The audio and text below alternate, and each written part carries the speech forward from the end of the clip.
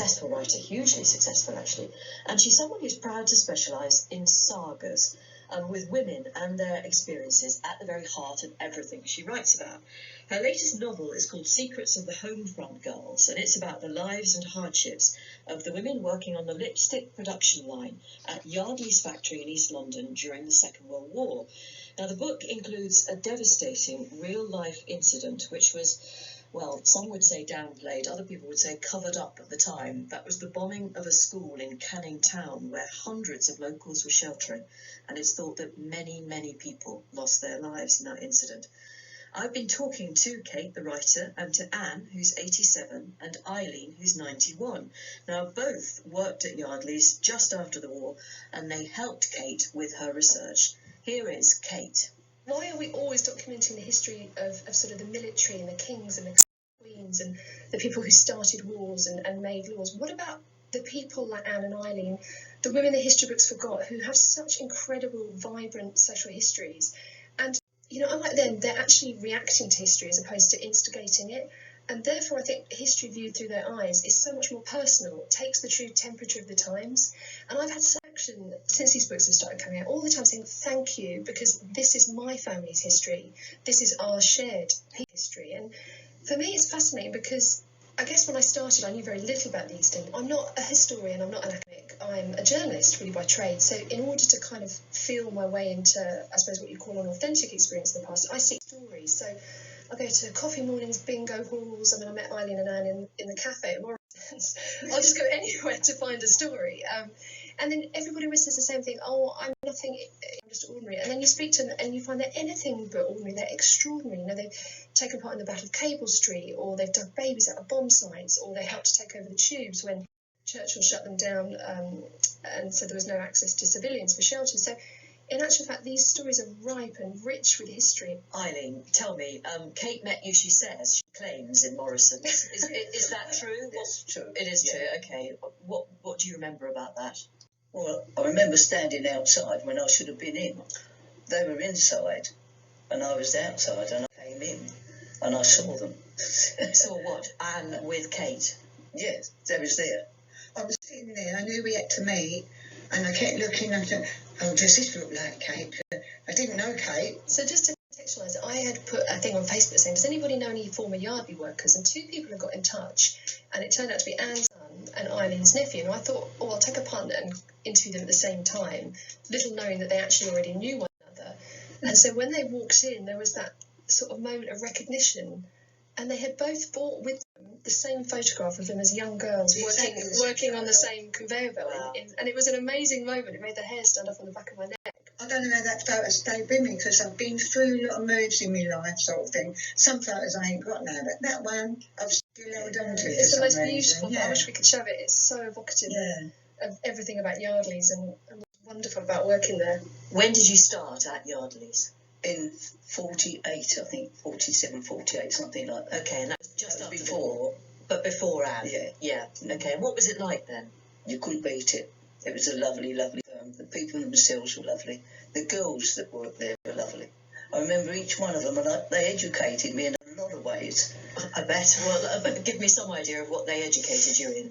Well, their life at home, when you realise they came to work.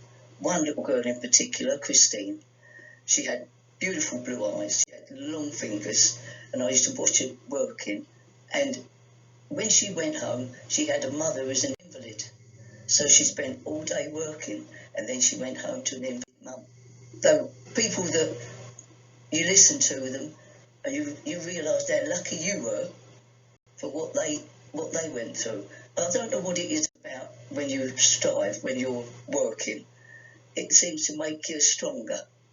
I couldn't say anybody that was there on that belt system was nasty. What was the system? A belt system. A belt system. So Yes. As the creams came onto the belt, there was a B on the top of the jar, right. and they had to be in tune with the label that went. Oh, in exactly the right position. Yeah. And you had to keep up with it. And very few people fell out. Everybody helped each other. Just out of interest, did you get free products? Did they give you a reduction? No, you could get a reduction. Yeah. You could get a reduction, but I never did. I never when... You didn't use the stuff yourself? Well, I was a bit of a Scrooge, you see. I used to... because they did tell you to go and save 10 shillings or whatever you call it. So I used to put 10 shillings in there. So I didn't used to buy makeup. But you were very young in those days. Presumably you didn't... Well, 19. Yeah. Yeah, I was 19. So your main concern was what? Enjoying Saving money. So saving money for the future. Yeah. Well, because this is what you're educated to. Mm. You know, Mummy used to say, a little on one side, what we've got, we share. What we've got, when we haven't got it, we go without together. We had nothing, but we had everything. I mean, we never had new clothes. I never had clothes, new shoes, and nothing like that. But we had happiness. And what led you to work at Yardley's? Why were you there? The road where it was just all full of factories, so you knew you could get a job at one of them. So then I went to Yardley's, got the job, and ended up in there. And Yeah. you were doing the same thing as Eileen? Yeah, I was on the bill, and She was the baby. I was only 16, that's why I don't remember much about it, sort of thing. But did people look after you?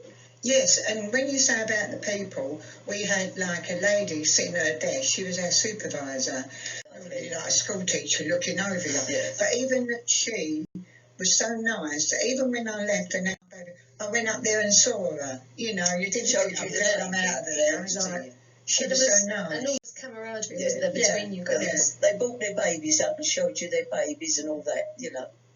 Can I ask you both a little bit about what you remember about the war? Where were you, Anne, during the Blitz? You were very young, I know. But Yeah. What do you recall I about think it? I was about 7 when the Yeah. war started, and all I remember, we had air raid shelter around the back.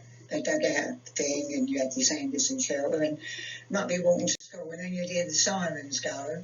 Then you didn't know if something was going to drop out the sky and come onto you, innit? Like unnerving sort of feeling. Yeah, yeah.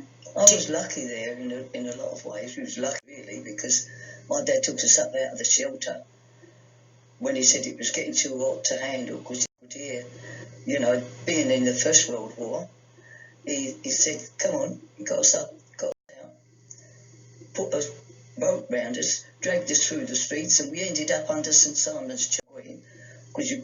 And then from there, we went, when we did come home, because our house was down. What is interesting is that you do uncover in the course of your research for your books, Kate, really important but often forgotten chunks of social history. And there's one at the heart of this book, isn't there? Tell me about that. Yeah, so that was an absolute tragedy. The bombing of the school at Canning Town, I'm sure you two ladies will have heard of it, but it's so little known, and that's what I still find astonishing. I mean, in the first book I wrote about the Bethnal Green tube disaster, where 173 people And I think people do know a bit Do you about think? that. Yeah, I think that's sort of filtered into the public consciousness. But the disaster at Canning Town, where basically what you had was 600, mainly women and children, but some of society's most vulnerable people, who were pressed into this school hall that had been turned into a rescue centre. Now, they've been told repeatedly by the authorities, well, you wait here, because in a rescue centre you're only supposed to be there for sort of 4 hours. But these people have been there 3 days and nights, and they were repeatedly told by the authorities, we're going to get you out of here, there's coaches coming, and they never arrived. And to this day, nobody really knows what happened. There was some rumour that the coaches were sent to Camden Town as opposed to Canning Town, but basically on the third night, a bomb dropped through the reinforced concrete roof into the basement below, where the majority of these people were sheltering, and pretty much killed everybody within it. Nobody really knows the true death toll. I think West Ham Council said at the time that 73 people had died, but I interviewed people who said, I saw more people than that dead on the rim of the crater, because it caused this huge crater. Now, the rescue workers dug for 12 days, and I think eventually they were ordered then to give up, and they sprinkled it with quicklime and they concreted it over it. And that was it. There was no more discussion about it after that. No memorial? As far as I know, there's a little memorial. It's still actually a school today, and I believe that there is a memorial sort of plaque attached to the wall. But so few people know about that. And I mean, a lot of people say, that believe the death toll to be somewhere in the region of 4 to sort of possibly even 600. But it was never acknowledged at the time, because obviously because of morale. Churchill said we mustn't talk about these things. It would be extremely damaging to the morale of the East End. But you can imagine what effect that had on Canning Town. I mean, I think one street alone lost 13 families. Devastating loss of life. And I think for that suffering never to be acknowledged, I think is extremely damaging to the psyche of the area. Can I ask you all really a little bit about how the East End has changed, and what would you say about that? I think it's changed a lot, yeah, because, you know, like everyone says, you left your thing on your door, you left your door open, no one never walked in or nothing like that, and everybody was willing to help each other. But these days, nobody knows their neighbours, and it's not the same, is it? Like, not what it used to be.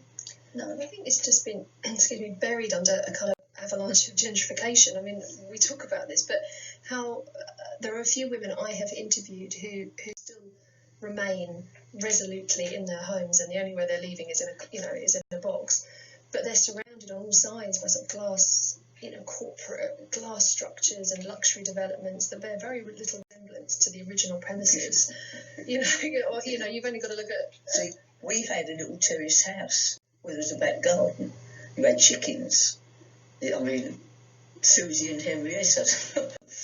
I remember them. Your memory for names is quite phenomenal, isn't it? it? No, yeah.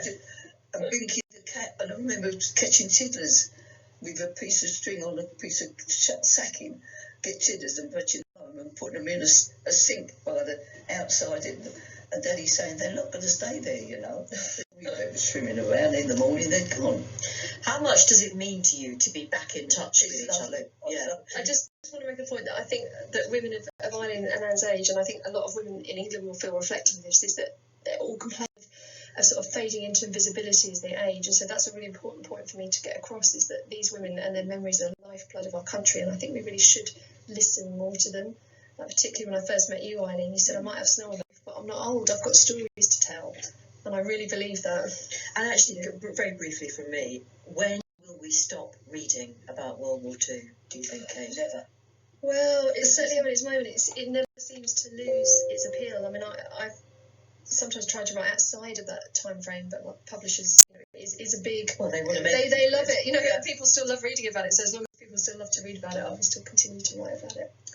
Kate Thompson, who is the author of that book, Secrets of the Homefront Girls, and you also heard from two of the women who helped with her research for that book, Anne and Eileen, and as I say, fantastic to talk to them yesterday and hear just some of their stories. I suspect they both have so much more to tell.